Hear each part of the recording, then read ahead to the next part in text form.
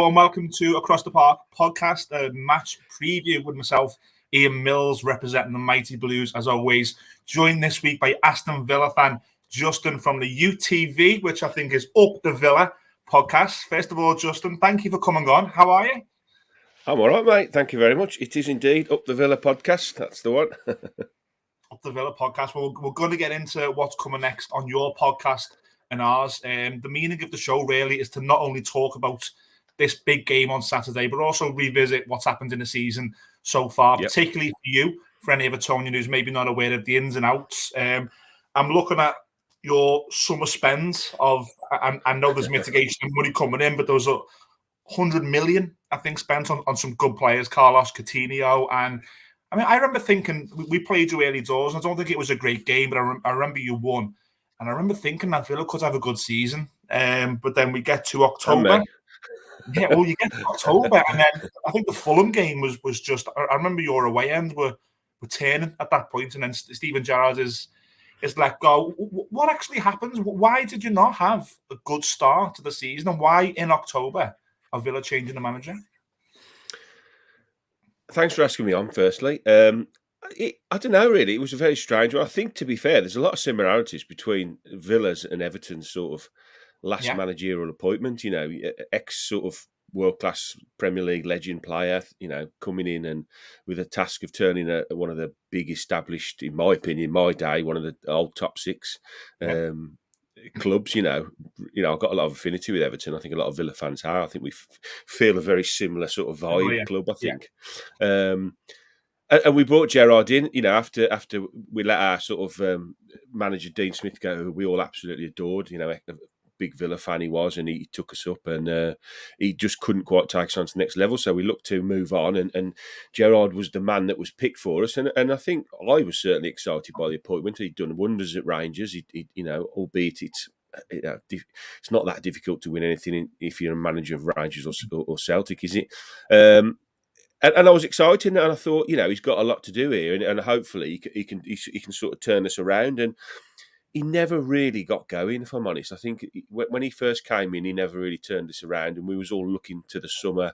Okay, let's get to the summer. Let's get some of it, like you do as a fan, don't you? Let him get his own players in, and let him sort of get rid of the players he doesn't fancy, and you make excuses like, you know, they don't fit the style of play he wants to do, and that's what he did in the summer. He got rid of all of our wingers because he doesn't really play with wingers, and he decided to go down the strategy of the way he went with Rangers. And with hindsight now, looking back, I genuinely don't think he's that good a manager. I think you know, he came in with Michael Beale, we did a lot of research when they both came in, and he was sort of seemed to be the brains behind the outfit, if you like. And if you look at what's happened now at Rangers, with, you know, they got rid of Van Bronckhorst, and Gerrard was available, and you would have thought, okay, I'll go back there and do it again. And they went for Michael Beale, which was his number two. So for me, that says a hell of a lot about the high, you know, they felt about Michael Beale, how good he is. He left in the summer. Michael Beale, was it the summer he left? Yeah. He got offered a job at QPR, and he basically, you know, wanted. I think he'd made it pretty known to Gerrard that he wanted at some point to go out and do it on his own. And I think the opportunity came up, and he left, and we bought Neil Critchley, and I think, who was manager at Blackpool, I think, at the time. And it never really worked, to be honest. It just didn't click. And results started turning a little bit, and he couldn't really get things going. And as it happens, as you found out, once the sort of fans, you lose the fans, you've lost momentum, haven't you, with them? And that's what happened. You know, that Fulham game was an absolute disaster, albeit they're having a fantastic season, Fulham. And that was it. Then his time was up. So an experiment, should we call it, that didn't work, I think. Yeah. Look, there's big comparisons, you're right in saying, with the managers. A question I do want to ask, because I don't talk for every Evertonian, but I think the majority of Evertonians sort of realised Frank Lampard was not a very good manager, but there was a willingness to really want it to work. And Evertonians are known for not giving people time. There's a current protest against the board. And was that the same with Villa fans? Were Villa fans sort of wanting Gerrard to prove people wrong, or did it just become a point where you just turned because it wasn't working? I think there was we all want it to work. You want every managerial appointment to work, don't you? You want that to be the man that turns your club around, and that to be the man that brings back success to your club. And you have to give it time, depending on the type of fan you are, it's depending on your sort of how long you give it. I'll probably give managers too long. Even when things are really turning bad, I'm thinking, can they turn it around? I just need that one more win, and then it becomes untenable, doesn't it? You just know that things aren't working. You can sort of see the body language of the players turning then. And Yeah, then when that's gone as well, I know the old adage, isn't it? Once they've lost the dressing room, and you never really know how true these things are with dressing rooms and players. But I think when results turn on the pitch and it looks like they're not going to, you don't know where your next win's coming from, which I know is something you've felt this season. definitely. Yeah. Um, I think at that point you just have to say it's not working and let's try another way, and that's what happened with Gerrard. A few turned fairly quickly, a few gave him a bit of time, but I think by the time he did eventually get the boot, I think most Villa fans had probably said that's it. We've probably seen enough now, and we need to change the manager, and which they did, and we've got a pretty good one now, I think. Yeah, it brings me on to my next question about Unai Emery. I wasn't shocked that you got him. The only thing that shocked me is he was heavily linked with Newcastle, if you remember last year, with the pot of gold that they've got, and he didn't go. So I wouldn't Yeah. say I was overly shocked that he went there, but there was an element of surprise. Was he someone who you were surprised that came? Was he always the front runner for the job, or how did that happen? Um, I think he was always on the fans' sort of mind as a manager we would love to get. Yeah, But I think given he's been so successful, basically all the clubs barring Arsenal, and even there, if you look at his record there, he sort of started the turnaround there, but they didn't give him long enough to continue the job. In my opinion, Arteta came in and basically continued the work he was doing, and he's look where they are now. mm, So yeah, I think Pochettino was somebody that a lot of Villa fans wanted. yeah, We wanted that next level manager. I think that's what we were craving for. I think you want a manager that's been there, done it, and he's the a real name, if you like, in football. And I think Unai Emery is that man. And I think when the link sort of came to him, we were all, okay. That I'll take mm, that. But is it realistic? Is he going to leave a club where he's been so successful and he loves it at? We always felt that the draw of the Premier League was a big thing for him because he's only ever managed Arsenal, and I think he probably saw that as a real disappointment to him. So I think he's alluded to that since he's come to Villa that it's unfinished business, and he wants to be seen as a successful Premier League manager. It is the best league in the world, so all the managers want to do well here, and I think ultimately with our ownership. The infrastructure we've got at Villa, the training ground's phenomenal. The ground's lovely, and it's about to be redeveloped mm. again. So everything is there for him, really. It's just a matter of hopefully giving him the time, which I think we will. What's been the difference? Because to the naked eye, I just see the results have improved and you've climbed up the table. I think it was only 2 wins by the time Gerrard left, and that was even worse than Everton. And we're in big trouble this season. So I personally wouldn't say I think Villa can't be dragged back into it. I would say it's unlikely, which is a big improvement from where you were in October. What is he doing differently?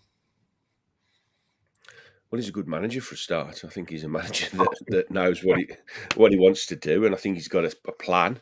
Um, he plays this sort of unorthodox asymmetric 4-4-2, which we weren't aware of, and we've had to do a lot of research on the pod about how it works and how he sets the team up, and it's very interesting. The more we've delved into it, the more we really enjoy the way he plays, and he plays good football.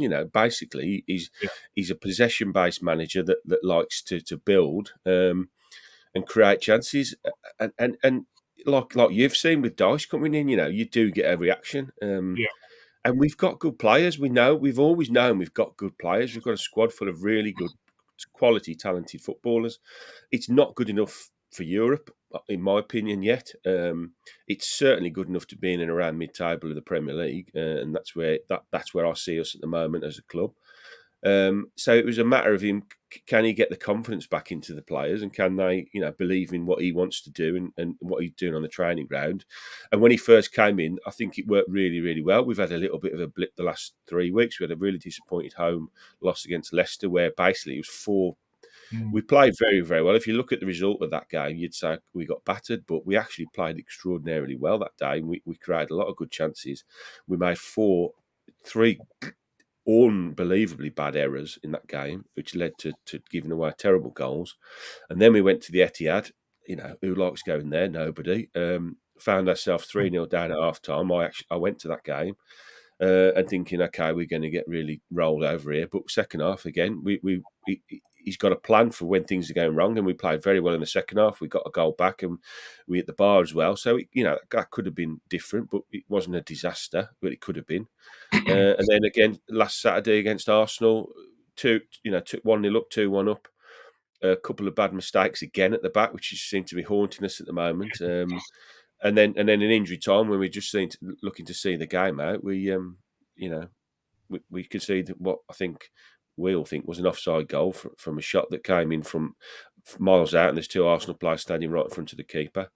And then we're chasing the game, and then it's us on the break. So it has been a bit of a dip lately. But me personally, I'm a mega, confident Villa fan, and I always see the positives in everything. And I think he will get it right. And it's a learning curve this season. I said it a few weeks ago when we did our pod that it's going to get worse before it gets better, because he shipped out a lot of players in January that were just doing nothing. So the squad is not small, but it's we've got 11 and we've got a bench basically.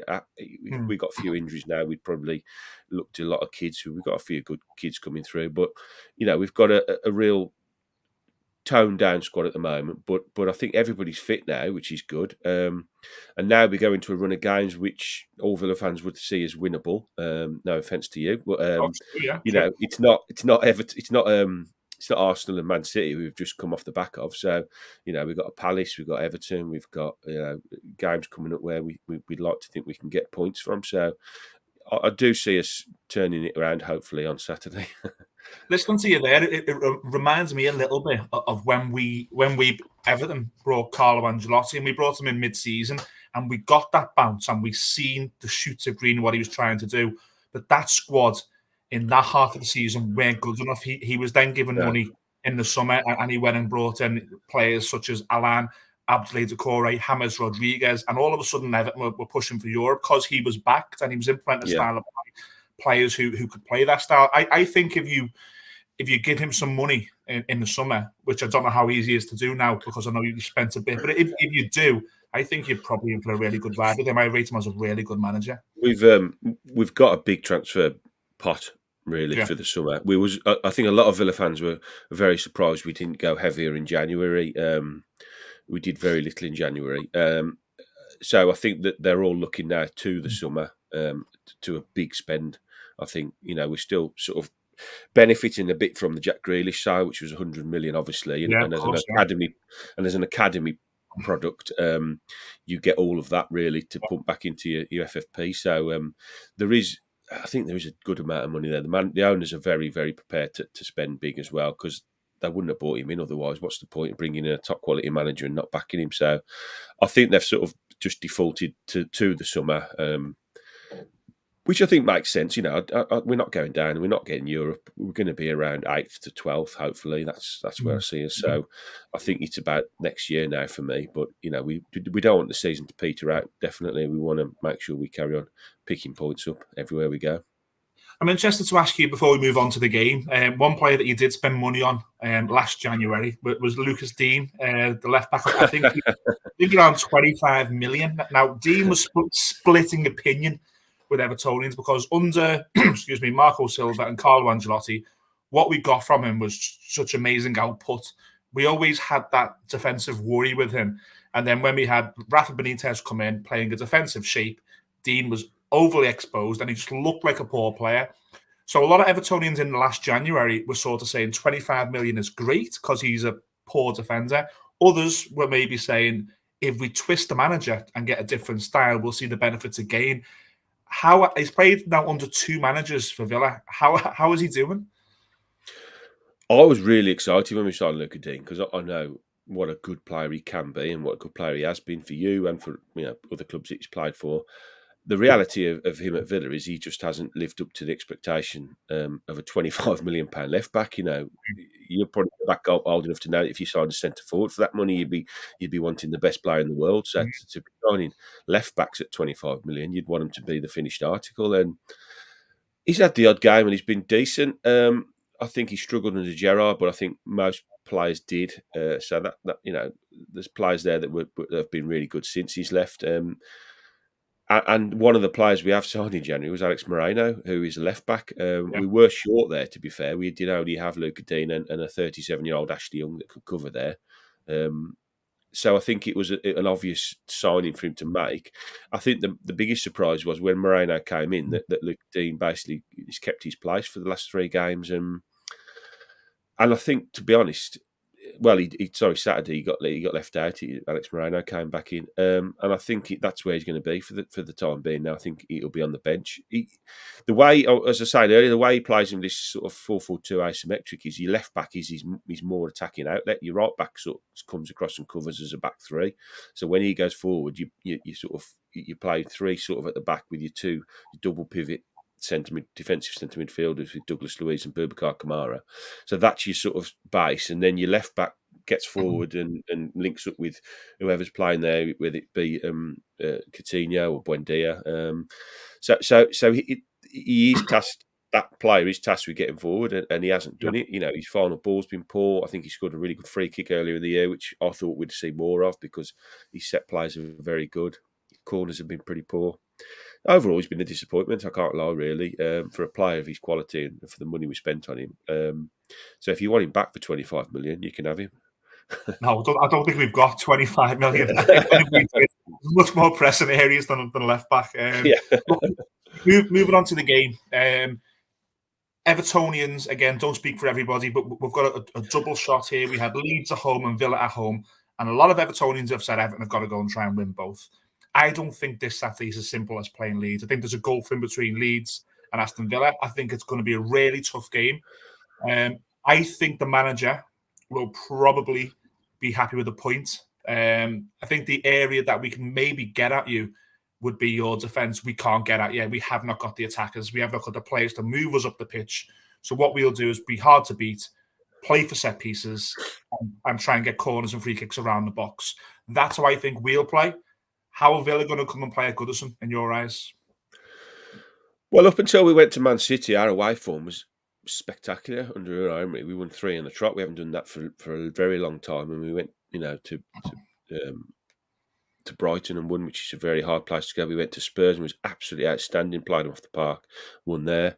So our away form has been very good under Unai Emery, and I think it suits his style of play suits away games better, to be honest. And the one thing we have got is a good attacking outlet. We're scoring in most games now. Ollie Watkins is on a run of scoring 4 in his last 4, so he's on fire at the moment. Philippe Coutinho's, after being really out in the cold for a long time, injured, not really showing any kind of form. The last 2 games has come off the bench with a cameo and played very, very well against Man City. Could have scored, could have set one up, very unlucky. And then he scored last week on the end of a really good flowing move down the left where Buendia, steps over the ball and Coutinho's in acres in the box and takes a touch, buries it. So, we've got players now that are in decent form going forward. So I don't worry about us creating chances. I know last week Leeds didn't have a shot on target, I don't think, at Everton, did they? So we are going to bring a threat. I've no doubt about it. We're going to bring a threat. The back line has been struggling. I mean, you're having a look at the last 4 results. They've been disappointing. We've conceded 4 at home, the last 2 home games, which we haven't done since about 1930, I think. Mitigating circumstances surrounding the way he wants to play is he wants to play out from the back, and we've found that a little bit tough the last few weeks. We've made quite a few errors playing out under pressure. Teams come with a high press against us, and we've made a couple of errors when passing out and trying to play out from the back. But I think that's something he'll carry on with because that's the way he wants to play. And if the players we've got currently don't do it, then he'll bring players in that can. we've been very, very strong in the centre of midfield. Kamara has been an absolute revelation on a free transfer from Marseille. For me, on his day, one of the best holding midfielders in the country. I mean, he's 22 years of age, and you'll see on Saturday, he's definitely a player to look out for and watch on the day. So calm, so cool on the ball. He's been a little bit off it the last couple of games, so he's another one I think will be looking to get back to his best on Saturday. Douglas Luiz, fantastic player, another young 20-year-old, has been really good for us. Mings was missing a couple of games ago, but he came back last week. He's a big plus for us. Matty Cash and Moreno came back in against Arsenal and played very well. I mean, if you take the injury time out last week and obviously, which you can't, we played very, very well against Arsenal and we'll be very disappointed not to have won that game. So I think we'll look to basically play off. We don't really play counter attack. We'll just look to play possession based football, play out from the back, and try and play through the lines and transition through you and create chances. I think Coutinho will start. Buendía's been really good scoring lately. Ollie Watkins, you've got to keep an eye on him because he's probably the player that's looked the best, most improved under Unai Emery's finishing. He's improved a lot. He gets a chance now and he buries it. So we'll be looking to get the ball into him. And we signed a really good young player from the MLS, which I didn't know a lot about, John Duran. And he's had a couple of, really good couple of cameos off the bench. He's only, a young kid, 19.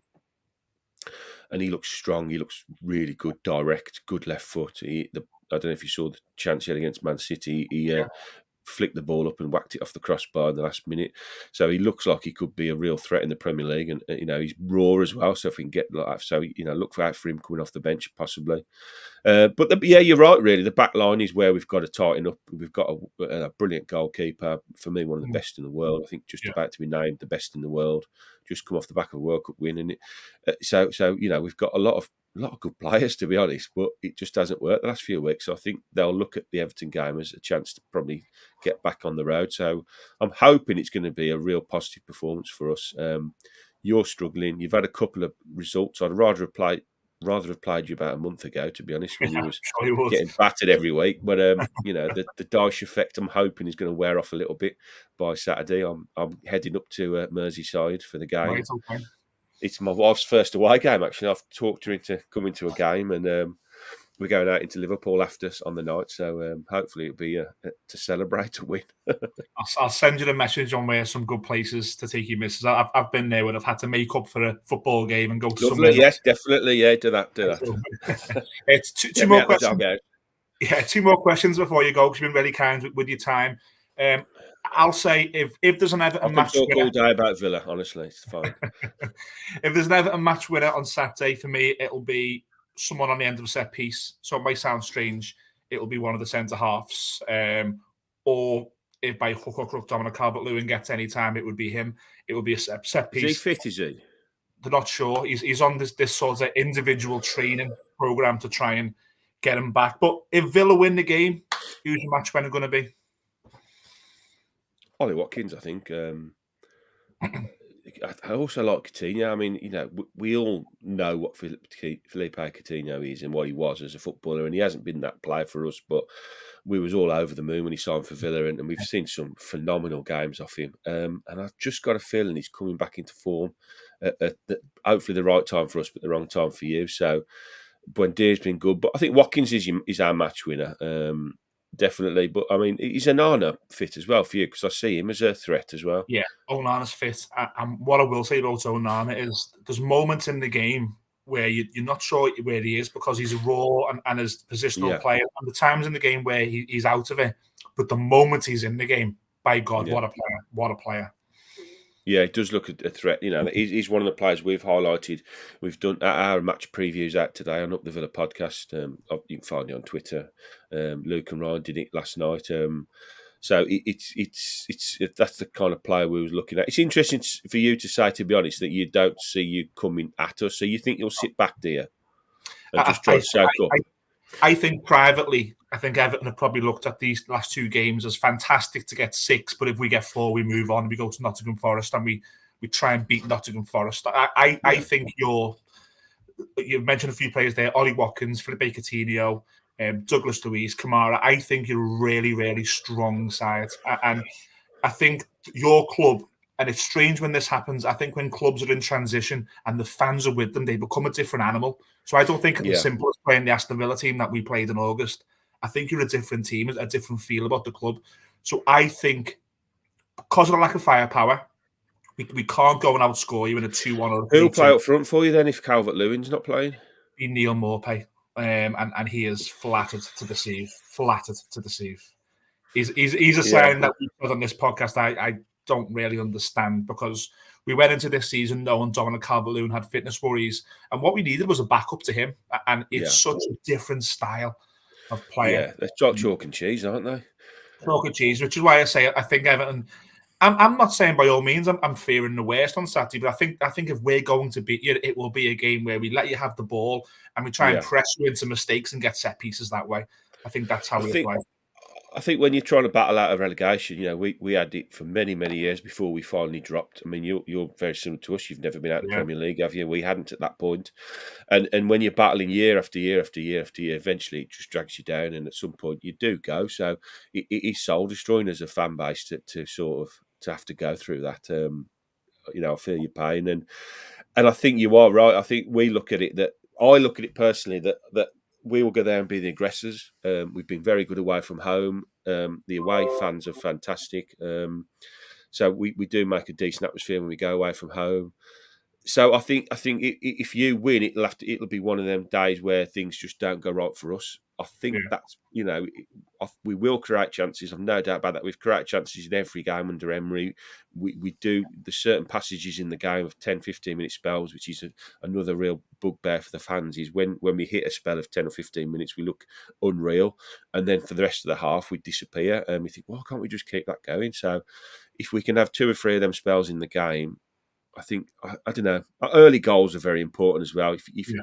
at home as a home team, if you get an early goal in the position you're in, it lifts the fans, doesn't it? And Goodison becomes a real difficult place to then to try and get anything out of. If we can get an early goal, then the nerves will start showing, won't they? Again with you lot. So a very interesting game actually. I think two different sides. It's interesting. You've said you don't see us. You see yourself sort of going for us. You'll just sit back No. and try and hit us on the break or set pieces. So we've got to be switched on with that. But I hope it's a good game. I obviously hope we win, but I hope it's a good game. It's a good place to go. We're going to miss Goodison when you're not there anymore. I'm disappointed you've decided to leave your ground. I'd be gutted if we left, but I mean your new stadium looks absolutely amazing. So Yeah, how do I you drive feel past about it. it? Look, I drive past that new stadium when I go in the office. Yeah, It's right on the banks of the Mersey. It's it's it's structurally stunning. Yeah, it's structurally already yeah, 90% done. And what they're saying is by the time the summer comes, to the naked eye, it will look done. It'll be the interior then yeah, that's getting yeah. done. It's almost I'll done, go and and it have a looks. look at it when I come up. I think. Yeah, it's not too far from the city centre, about a mile away. You'll be able to go down if you're in the Okay. city centre. But look, the bigger picture is, and I don't want to get in the weeds too much, but the way we No, are no. humstrung with FFP, it's got to be a game changer. Goodison, I Yeah, love it. It's going to be tears in my eyes yeah, when that race goes and you watch it being pulled down. But in the area that it's in the sort of it's in a residential area, you can't do much on a yeah, Monday to Friday there. The corporate facilities aren't there. Not only corporate facilities, is we've got a waiting list now. So there's a waiting list of fans who can't get in the ground. So it's now become too small and it yeah. can't We have expand. as well. Yeah, So got it's about really, 10,000, I really think, sad. waiting. It's Yeah, really, really it's just the way it's going, isn't it? Unfortunately, yeah. Okay. Last question for you. How do you see the remainder of the season going for both clubs? I think we will carry on doing what we're doing. I think we'll win a few, lose a few, draw a few. I think it'll be an up and down end to the season. I think we've got most of our more difficult games out of the way now. I think we've played City twice, Arsenal twice. Um, we've got Liverpool to play, but that's an easy 3 points these days, isn't it? So I thought I'd get on the right side of the Everton fans there with that one, especially after last night's absolute mauling at Anfield. That was good to watch. Fantastic. Fantastic. Um, so yeah, I think I at the start of the season under Gerrard, we hoped and we did our season preview on the pod, and I said I want us to finish in the top half, anywhere around 8th to 10th is an improvement on last season, and we're just and I want to see a slow progression with Villa. I don't, this boom and bust. Let's say I spend 300 million quid and try and get into Europe. It doesn't work. You have to have a slow progression. So I'm happy if we finish in the top half. That was my aim at the start of the season, and that's still very, very much on now. How high we can finish, who knows? But I think if we can finish around 9th, then I'll be chuffed. I think that'll be okay, especially given that we've lost a manager halfway through a season as well. As for Everton, mate, you can be as brutally honest. I'm sometimes overly honest on this, so be as brutal as you want. Don't think you've got to say. No, I'm not. I will, and sort of looking at the table now, it changes week on week. You obviously think that because you think some teams are cut adrift, and all of a sudden they're going to. Southampton have got a big appointment to make, haven't they? Leeds have just made an appointment, which I think is the wrong appointment. I think the bottom two for me, I'll be surprised if they've got enough to get out of it now. West Ham, I think, will at some point put a little run together. Bournemouth are in big trouble. I predicted Wolves to go down at the start of the season, and I got a lot of pelters from my mates who are Wolves fans. I think they could still be in trouble because they can't score a goal for love or money. They've scored 17 all season, but I've just looked, so have you. Sorry about that. Wolves have got that lull. I think Wolves have got that lull still to come because they've sort of had that bounce, but they've had a bounce, definitely. When you have a good team, that doesn't last. My gut instinct is Southampton are going to go, Leeds are going to go, West Ham are going to get out of it, and I think it's down to 3 then for the last place: Wolves, Everton, and Bournemouth. And I think Bournemouth are ultimately going to go. I think you'll just about stay up this season. I'll end on a promise. I'll end on a positive for you. No, it's been great to speak to you. One, thank you from me and I think I do speak for everyone in the country almost who's not wearing a Liverpool shirt. Thank you so much for conceding 3 goals in the last game of last season. It would have been unbearable. Well, yes, for you it would have been. Yeah, I mean, we were 2-0 up at the time, and I was thinking, terrified. I've never not liked Aston Villa, but at that moment, I was calling you for everything. And we smashed them 7 at home in the lockdown as well. I mean, we did smash them 7-2. Yeah, fantastic. That was a great game as well. Yeah, we've got the hashtag. Are you going to the game?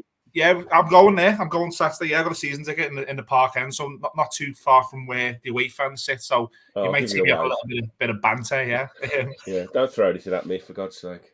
Do you know what? We played Hatchuk Split a few years ago in Europe, and since then we've got a net because they pelted us. Okay. The hashtag is going to be on the YouTube channel for Aston Villa and UTV podcast, but the Twitter is below there at UTV podcast. Just on what's coming up on the channel. Any Villa fans who are watching us on the hashtag, just finding out about you, what's coming up. Loads. We do loads every week. We do a match preview. I'm doing a predicted lineup what episode this afternoon with Luke, where we go through that. We do a tactical analysis. We do fan cams after the home games and some away games when we go to them. We do loads. To be honest. We have guests on. I've interviewed our European Cup winning captain Dennis Mortimer, Nigel Spink on the channel. We try and knock out something every day. To be honest, there's 4 of us: Hannah, myself, Ryan, and Luke, who set the channel up.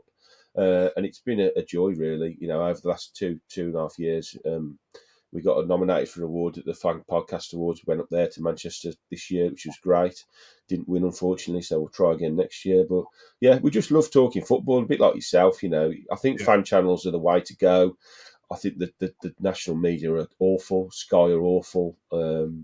They just dominate the big 6. They dominate and they don't care about anyone else. So it's so important these channels get a lot of people and fans watching them. So I think it's great what you're doing, and I'll see you next time we play. If you fancy another chat, it's happy days. If we're still in the league, I'll be happy to come on your show and we'll do another show. But like I said, any Villa fans on the hashtag, it's at UTV podcast. Any Evertonians who are just discovering us across the park, first of all, please hit subscribe and then go over to at Across the Park PC on Twitter and give us a follow. Justin, I would say good luck. I wouldn't mean it, but I will say good luck. I get it. No, that's fair enough. End of the season. Thanks for coming on, my friend. No worries, anytime.